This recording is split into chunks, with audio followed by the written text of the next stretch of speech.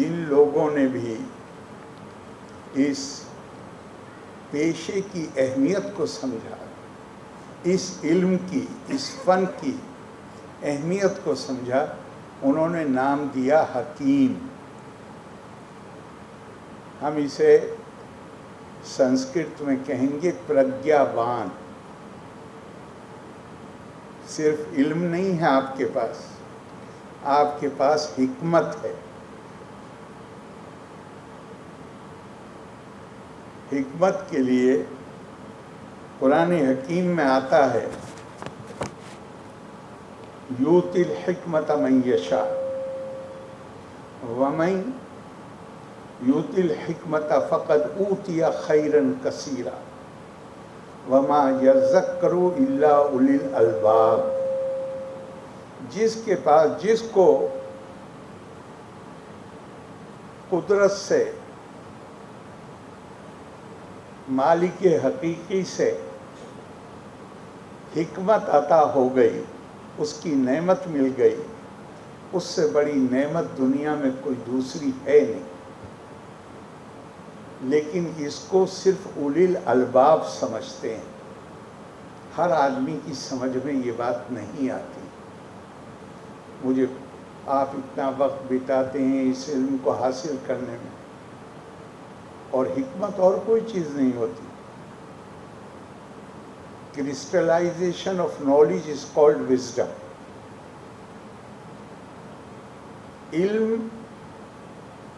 علم ہمیں کالے اور سفید میں تمیز کرنے کی پہچان، وہ صلاحیت بخشتا ہے، اور حکمت ہمیں یہ بتاتی ہے کہ کالا صرف ایک رنگ نہیں ہے، اس میں الگ الگ شیڈز ہیں۔ سفید صرف ایک رنگ نہیں ہے، اس میں الگ الگ شیڈز ہیں۔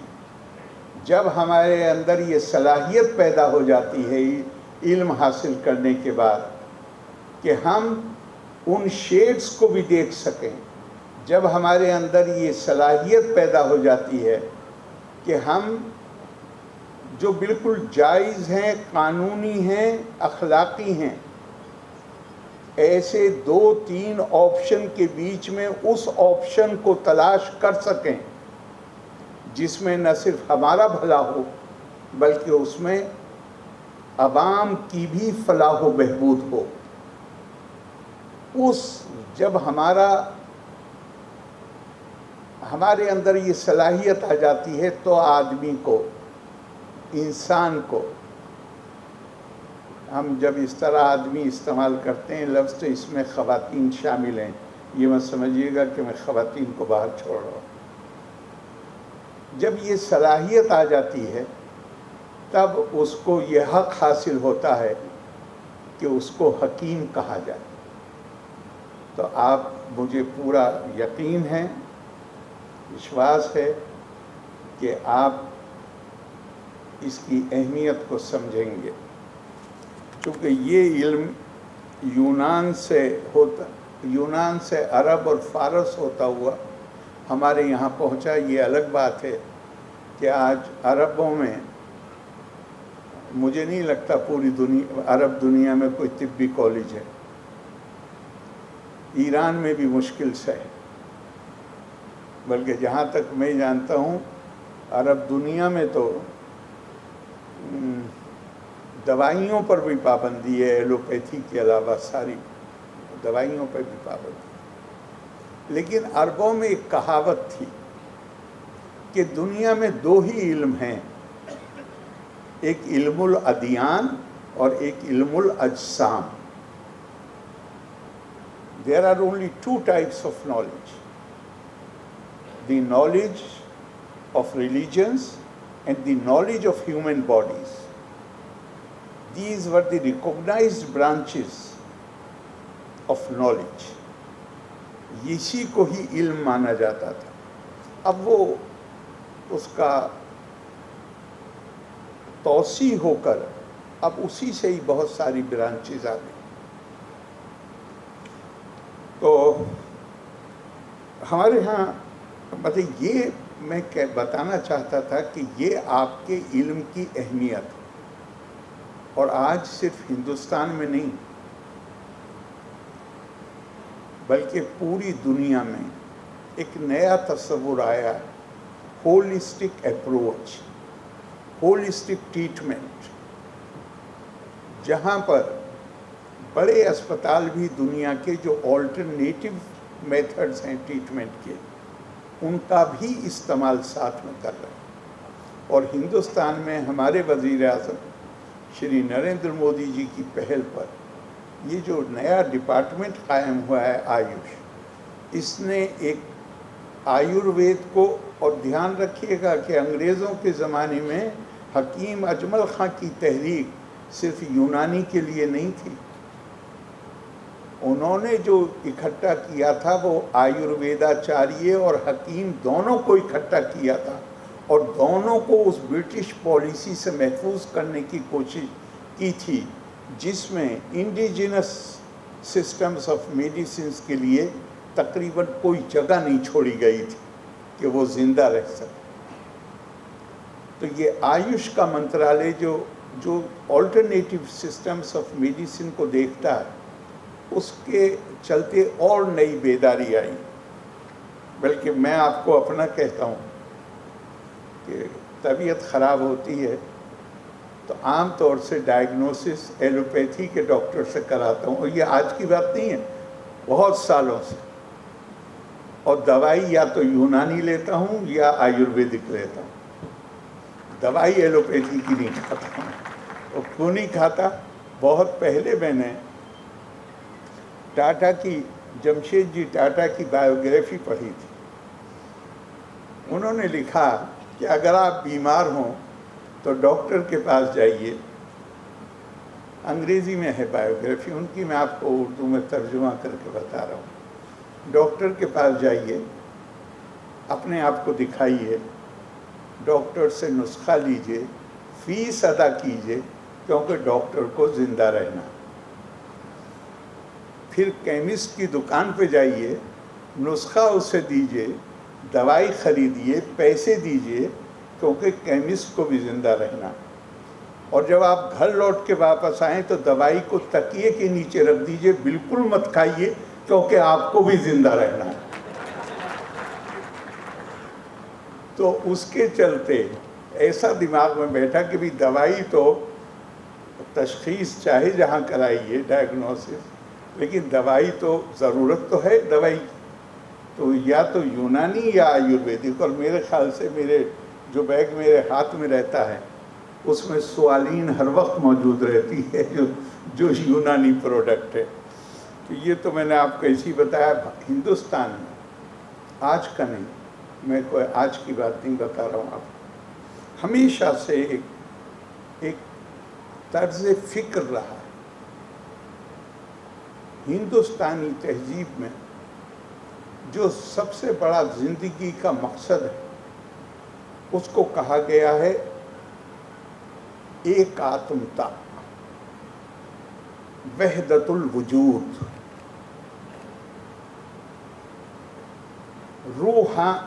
روحانی تعلق ہے ہمارا سب کا ایک دوسرے سے۔ ہم چاہے جہاں بھی ہوں، بنی نوع انسانی کا ایک دوسرے سے تعلق، اور وہ روحانی رشتہ ایک آتمتا، اور اس کو سب سے اعلیٰ مقام دیا گیا ہے۔ یہ کی تو ہیں، ہندوستان میں بہت زیادہ کتابیں جنہیں مذہبی صحیفہ مانا جاتا ہے، یہ ایک کتاب کا ملک نہیں، تو وہ بھرے پڑے ہیں۔ لیکن میں سب سے زیادہ میں گیتا کی بات کرتا ہوں، بڑے زور سے کہا گیا ہے، یو ما پشیتی سروتر سروم چامئی پشیتی تسیاہم نہ پرنشامی ساچا میں نہ پرنشتی۔ جو مجھے یعنی خدا کو سب میں دیکھتا ہے اور سب کو خدا میں دیکھتا ہے، نہ وہ کبھی خدا سے الگ ہوتا ہے، نہ خدا کبھی اس سے الگ ہوتا ہے۔ یعنی سب کے لیے اس کا نتیجہ کیا ہوگا جب آپ سب میں خدا کو دیکھیں گے؟ پھر آپ جسے بلاقت کربنا بنی آدمہ کہا گیا ہے قرآن میں، پھر آپ ہر انسان کا احترام کریں گے۔ پھر آپ ہر انسان کے لیے آپ کے دل میں درد ہوگا. بنی آدم آزائے یک دیگرن کہ در آفرینش زیک گوہرن چگر. ایک یہ یونائٹڈ نیشنز کی جو مین بلڈنگ ہے، یہ ایرانی شاعر تھے شیخ سعدی، ان کا یہ کلام ہے اور یہ مین بلڈنگ کے اوپر لکھا ہوا ہے کہ اگر ایک انسان کے جسم کے ایک عضو میں درد ہوتا ہے، دیگر عضوہا را نمانت کرا، تو دوسرے جو انسان کے جسم کے آرگن ہیں انہیں سکون نہیں آتا. تو گر دیگرے، اگر تجھے دوسروں کے درد میں غم نہیں ہوتا تو پھر تم انسان کہلانے کے مستحق نہیں. وہی چیز یہاں کہی گئی ہے. ایک آتم تا. دنیا میں تو بہت سے اسپیشیز ہیں جن کے جاندار ہیں. ہر اسپیشیز انسانوں کے علاوہ اپنے لیے زندہ رہتے ہیں. انسانوں کے اوپر ان کو جو عقل دی گئی ہے، جو تصور کی طاقت دی گئی ہے، کلپنا کی شکتی دی گئی، اس کا مقصد اتنا بڑا سر صرف ہمارا ہی کیوں ہے؟ دوسرے جانوروں کا بھی ہو سکتا تھا. جانداروں کا کہنا چاہیے، جانوروں کا نہیں، جانداروں کا ہو سکتا تھا. اس لیے کہ ہم سے جو توقع کی گئی ہے، درد دل کے واسطے پیدا کیا انسان کو، ورنہ طاعت کے لیے کچھ کم نہ تھے کرو بین. دل میں درد، صرف اپنے لیے زندہ نہیں رہنا ہے. آخر آپ یہ علم کیوں حاصل کر رہے ہیں؟ اپنی بیماری کا علاج کرنے کے لیے؟ ہرگز نہیں. آپ یہ علم سیکھ رہے ہیں تاکہ آپ ان لوگوں کا جو بیماری سے، درد سے، کسی حادثے سے پریشانی میں آ گئے ہیں، تاکہ آپ ان کا علاج کر سکیں. اور مجھے یاد آیا ایک حدیث قدسی ہے، عام حدیث نہیں ہے، حدیث قدسی ہے کہ روزے، ہمیں تو کچھ اور بتایا جاتا ہے تقریروں میں، لیکن حدیث قدسی ہمیں کہتی ہے کہ روز قیامت اللہ سوال کرے گا. میں الفاظ پہ غور کریے گا، اور مولانا آزاد کی قرآن کی تفسیر پہلا والیوم جو الحمد پر ہے، صرف الحمد پر پورا والیوم، جنہوں نے پڑھا ہوگا وہ اسے دیکھ لیں. اس میں مولانا نے خاص طور سے اسی حدیث کو کوٹ کیا ہے. انہوں نے کہا کہ اللہ کہے گا میں بیمار تھا، تو مجھے دیکھنے کے لیے نہیں. میں بیمار تھا، الفاظ پہ غور کریے گا، میں بیمار تھا. I was unwell and you did not care to visit me. بندہ حیران ہو کے پوچھے گا، دو جہان کے مالک آپ کیسے بیمار ہو سکتے ہیں؟ تیرا جاننے والا فلاں شخص بیمار تھا، اگر تو اس کی عیادت کو چلا گیا ہوتا تو مجھے اس کے پاس پاتا. پھر اسی طرح آئے گا، میں بھوکا تھا تو انہیں کھانا نہیں کھلایا. وہ پھر گھبرائے گا، پوچھے گا یہ کیسے ممکن ہے؟ کہا فلاں دن فلاں شخص تیرے دروازے پہ بھوکا آیا تھا، اگر تو نے اسے کھانا کھلا دیا ہوتا تو مجھے اس کے پاس پاتا. میں پیاسا تھا. پھر وہی سوال ہوگا اور پھر وہی جواب کہ اگر پانی پلا دیا ہوتا تو مجھے اس کے پاس پاتا. تو ہمارے یہاں جیسا میں آپ سے کہہ رہا ہوں، ہندوستان میں چونکہ ایکاتمتا سب سے بڑا آدرش ہے، جیون مکتی کے لیے سوامی وویکانند نے جس آرگنائزیشن کو قائم کیا، راما کرشنا مشن، اس کے موٹو پہ میں کل ہی چانکیہ یونیورسٹی میں کہہ رہا تھا کہ اس کے موٹو پہ کبھی غور کریں. اس کا موٹو ہے آتمنو موکشارتم جگت ہتائے چا. اگر اپنی نجات چاہتے ہو تو دنیا کی فلاح کے لیے کام کرو.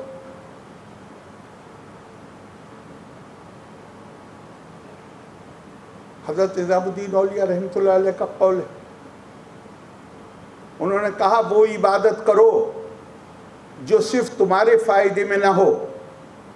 انہوں نے اس کو نام دیا ہے عبادت لازمی، عبادت تعدی.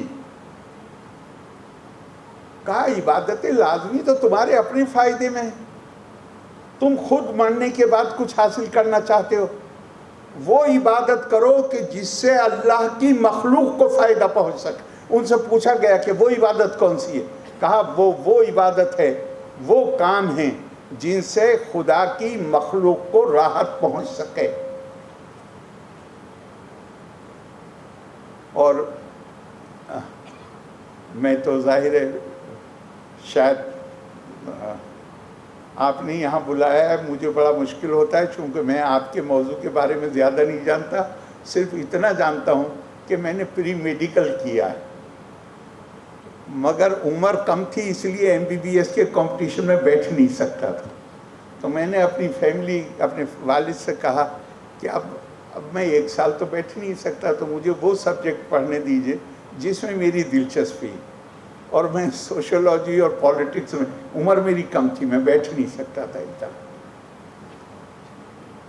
لیکن پری میڈیکل تو کیا ہے کم سے کم، تو اس ناطے تھوڑا سا میں نے سوچا کہ ٹھیک ہی ہے، پرنسپل صاحب بلا رہے ہیں تو ہم پہنچ جائیں گے.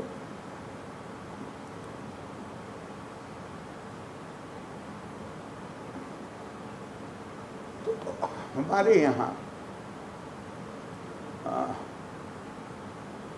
یہ بھی کہا گیا ہے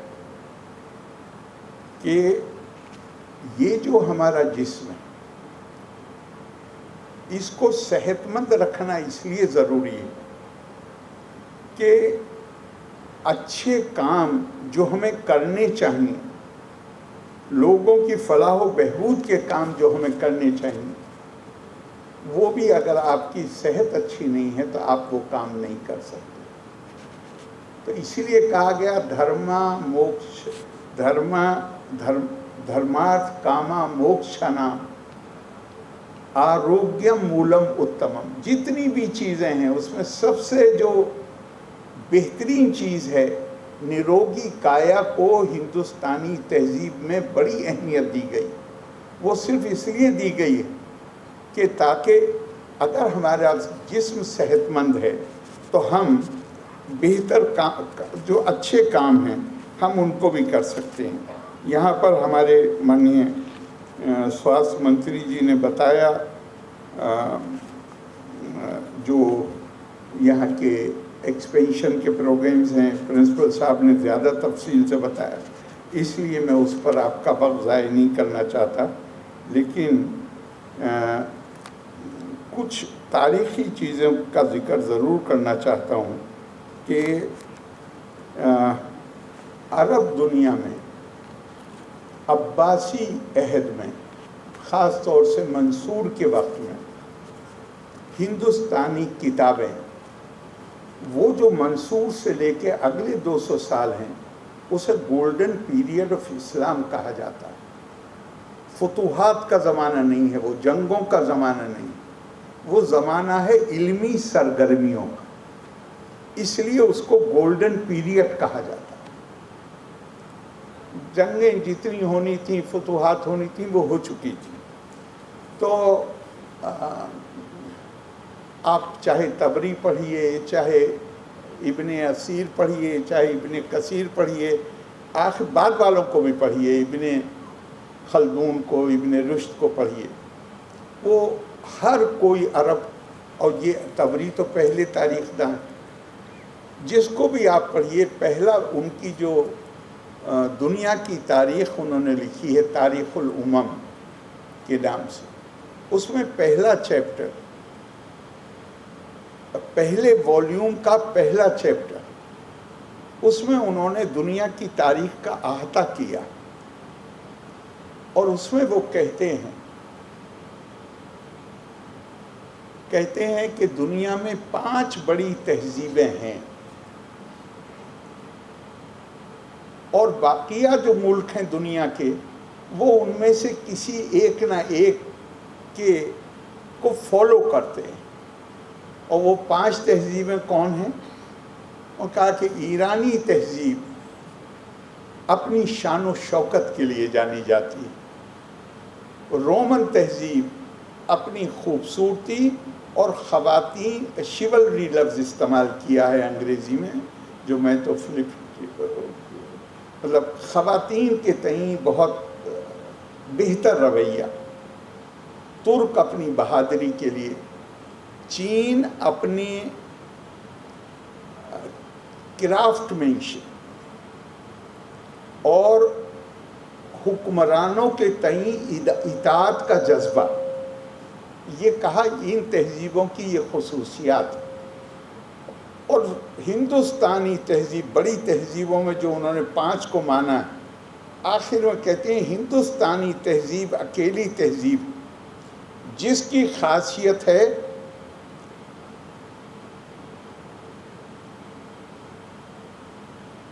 علم اور حکمت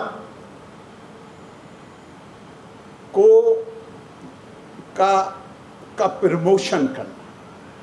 علم اور حکمت، علم کی سرزمین اگر کوئی ہے تو وہ ہندوستان، اور یہ اکیلے انہوں نے نہیں کہا، علامہ اقبال کی نظم ہے جس میں علامہ اقبال نے کہا، مجھے وہ نظم یاد نہیں ہے، اس کا وہ ایک مصرع یاد ہے، میرے عرب کو آئی ٹھنڈی ہوا جہاں سے۔ یہ در حقیقت ایک جو کہا گیا ہے، جو لکھا ہوا ہے کتابوں میں، حضور صلی اللہ علیہ وسلم کے ایک حدیث مبارک کا ترجمہ ہے، جہاں حضور نے فرمایا تھا، مدینے میں بیٹھے ہوئے کبھی ہندوستان نہیں آئے، حضور صلی اللہ علیہ وسلم نے فرمایا، اجیدو ریح العلمی من بلاد الہند، میں ہندوستان کی سرزمین سے علم کی ٹھنڈی ہوا کے جھونکے آتے ہوئے محسوس کر رہا ہوں۔ اور یہی بنیاد شاید بنی کہ عرب تاریخ دانوں نے بھی اس طرح ذکر کیا ہے۔ تو چونکہ یہ ہندوستان کے بارے میں، یہ عربوں کے ذہن میں یہ تاثر تھا، تو تاریخ ہمیں یہ بتاتی ہے کہ عرب دنیا میں عباسی عہد میں، خاص طور سے منصور کے زمانے میں، بغداد میں بھارت سے آیورویداچاریوں کو بلایا گیا۔ عباسی حکمراں ہارون رشید کے علاج کے لیے مشہور آیورویداچاریہ منکا کو ہندوستان سے بغداد لے جایا گیا۔ یہ منکا جو تھے، ان کی یہ بغداد میں مشہور ہوئے منکا الہندی کے نام سے، اور انہوں نے چرک سنہیتا کا فارسی میں انواد کیا، ترجمہ کیا، اور سوشرت سنہیتا کا عربی میں ترجمہ کیا۔ اور یہی غالباً وجہ ہے کہ رازی ابن بیتار اور تبریہ نوح القمری کی کتابوں میں آیوروید کے حوالے ادھرن بکثرت ملتے ہیں۔ بھارت کے ترپھلا کو عربی میں عطری پھل کہا گیا۔ اسی طرح سام پٹ اور گجر پٹ جیسی دوائیوں کی بھی جو جڑیں ہیں وہ سنسکرت میں ہیں۔ ایک مشہور واقعہ ہے کہ ایک اسپتال کو بنانے کے لیے، اسپتال بنایا جانا تھا، پرپوز تھا۔ اب سوال یہ ہوا کہ اس کے لیے لوکیشن، کون سی جگہ انتخاب کی جائے۔ تو اس وقت رازی جو وہ مشہور حکیم تھے، انہوں نے ایک جانور کے گوشت کے ٹکڑے لے کے جو مجوزہ، جو پرستاوت جگہیں تھیں، وہاں پر انہوں نے لٹکا دی، اور یہ دیکھا کہ کس جگہ گوشت کا ٹکڑا سب سے دیر میں سڑنا شروع ہوا۔ تو اس سے انہیں یہ اندازہ ہوا کہ اس علاقے میں جراثیم جن سے بیماریاں ہوتی ہیں ان کی کمی ہے، اور پھر اسی جگہ پر انہوں نے اسپتال بنایا۔ امام بخاری تو مشہور ہیں اپنی اس کتاب کے لیے جس کو پوری دنیا میں شہرت ہے، ان کے جسے حدیث کا مجموعہ کہا جاتا ہے، لیکن ان کی ایک اور کتاب ہے المفرد، اس میں انہوں نے ایک واقعے کا ذکر کیا ہے۔ حضور صلی اللہ علیہ وسلم کے وصال کے بعد حضرت عائشہ کی طبیعت بہت خراب ہوئی، تو ان کے بھتیجوں نے علاج کے لیے ایک ہندوستانی ڈاکٹر، نیچرلی آیوروید والے ہوں گے، آج کل کا تو سسٹم نہیں تھا اس وقت، اور اس میں اس کی یہ بھی لکھا ہے، عربی میں ہے وے الف تو ذات، تو اس کے انگلش ٹرانسلیشن میں ہے an Indian physician who was a Jat, چونکہ سندھ اور پنجاب سے ایک بڑی تعداد مائیگریٹ کرتی رہی تھی، اور وہ انہوں نے عرب میں جا کے اپنے آپ کو، اپنے قبیلے کو، وہاں ذات نہیں ہے، جاتی ویوستھا نہیں ہے، تو انہوں نے اپنے قبیلے کو ذات کا نام دیا، جو آج بھی ہے۔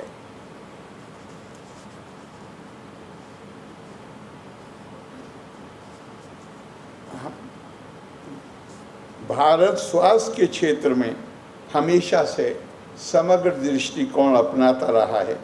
یہی وجہ ہے کہ وبھن چکتسا پدھتیوں کو احترام دیتے ہوئے انہیں طاقتور بنانے کی کوششیں لگاتار جاری ہیں۔ راشٹریہ سواستھ نیتی 2017 میں وشیش روپ سے اس بات پر زور دیا گیا ہے کہ یونانی سہت آیوش چکتسا پرنالیوں کو مکھیہ دھارا میں لایا جائے، اور national commission for Indian system of medicine کے دشا نردیشوں کے انوروپ آج بہت سارے یونانی چکتسا سنستھانوں میں شکشا اور ریسرچ کا کام چل رہا ہے۔ یونانی میڈیکل کالجوں میں ایم.ڈی اور پی.ایچ.ڈی کا کاریکرم بھی پرارمبھ کیے گئے ہیں۔ مجھے وشواس ہے کہ یونانی چکتسا وگیان کو آگے بڑھانے اور اس پراچین گیان اور انوبھو کی وراثت کو اور مضبوط کرنے میں آپ کا یہ کالج ایک خاص بھومکا نبھائے گا۔ اپنی بات ختم کرنے سے پہلے ایک جملہ آپ کو میں کہنا چاہتا ہوں، جو مولا علی علیہ السلام سے منسوب، اور مجھے لگتا ہے کہ اگر ڈاکٹر اس کا دھیان رکھیں، چاہے یونانی ہو چاہے کسی اور برانچ میں، تو یہ یقیناً بڑے فائدے کی چیز ہوگی۔ انہوں نے فرمایا الصحۃ الجسدی من قلت الحسد، انسان کے جسم کی صحت کا دار و مدار بڑی حد تک اس بات پر ہے کہ اس کے اندر نیگیٹیوٹی، منفی جو نیگیٹو جذبات ہیں، منفی جذبات ہیں، وہ کتنے کم ہیں۔ ہم جتنا اپنی نیگیٹیوٹی کو کم کرتے چلے جائیں گے، اتنا ہی ہماری فزیکل ہیلتھ، ہماری جسمانی صحت کو محفوظ کرتے چلے جائیں گے۔ اور یہ چیز کیسے ممکن ہے؟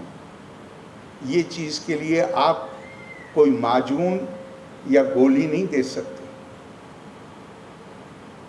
یہ اس پر ڈیپینڈ کرتا ہے، اس پر منحصر ہے کہ آپ اپنے، ہمیشہ دھیان رکھیے گا، اگر میرا خیال ہے کہ مریض کے صحت یاب ہونے میں دوائی کا رول 50% سے بھی کم ہوتا ہے۔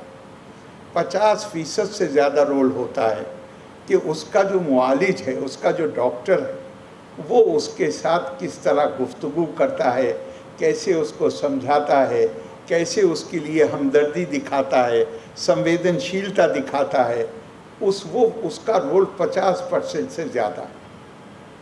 آپ کا کام صرف علاج کرنا نہیں ہے، آپ کا کام انہیں تعلیم دینا بھی ہے کہ وہ اپنی صحت کو باہر جا کر اسپتال سے کیسے بہتر سے بہتر رکھ سکتے ہیں۔ اور آخر میں ہمارے ہاں ایک بات کہی گئی ہے سنسکرت میں آپ کو اس کا ترجمہ کر کے بتاؤں گا۔ ڈاکٹروں کے لیے کہا گیا ہے، جو دوسروں کا درد دور کرتے ہیں ان کے لیے کہا گیا ہے، علاج کرتے ہیں ان کے لیے کہا گیا۔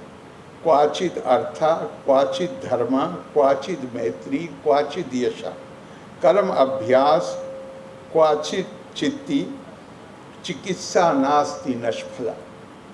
जब आपने इस this is one of the noblest profession. मैं ज़ाती तौर पे मानता हूँ नंबर 1 पे उस्ताद सारे पेशों, नंबर 1 पर उस्ताद जो तालीम देता है, लोग डॉक्टरों को भी उस्ताद की ज़रूरत पड़ती है, और दूसरे नंबर पे डॉक्टर।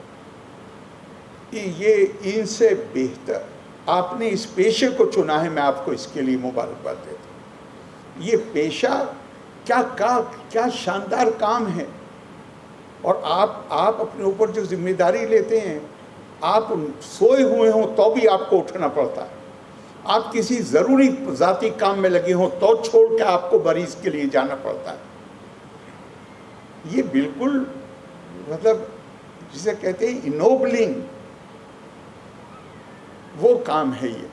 तो ये संस्कृत का श्लोक कहता है कि डॉक्टर को कभी पैसा भी मिलता है, उसको नेक नामी भी मिलती है, उसको दोस्ती भी मिलती है, उसको यश भी मिलता है। यश कहते हैं आपकी शोहरत चारों तरफ, और जितने मरीज़ों का इलाज करता है उस एक्सपीरियंस के सहारे उसकी काबिलियत बढ़ती है।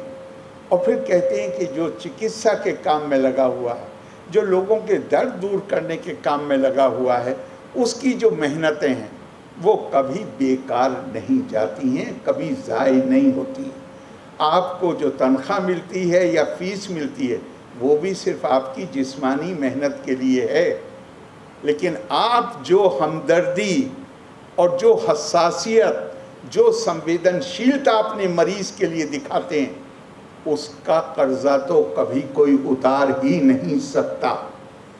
मैं आपको एक बार फिर बहुत मुबारकबाद देता हूँ और उम्मीद करता हूँ कि जब इस कॉलेज के 100 साल पूरे होंगे तो ये इदारा मुल्क में अपने लिए बहुत बड़ा नाम पैदा करेगा, खिदमत के मैदान में, लोगों का दुख दर्द दूर करने के मैदान में। लोका समस्ता सुखिनो भवन्तु। बहुत बहुत शुक्रिया आप सबका। जय हिंद।